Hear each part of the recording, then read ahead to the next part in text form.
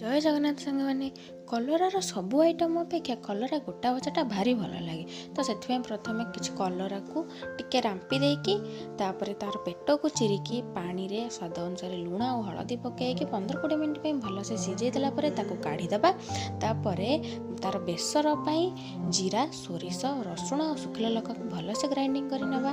तापर कढ़ई रे तेल देकी से बेसर को तापर स्वाद अनुसार लुण और टिके हलदी देकी टिके कषि देलापर काढ़ी देकी जो कलरा को सिझेकी बाहर करते टिके चुपुड़ी देकी तार एक्सट्रा पानी बाहर कर देकी से बेसर सबू को कलरार पेट भितर पूरेई देकी तापर तावारे सोरिष तेल देकी एपट सेपट करके भल से भाजी नवा।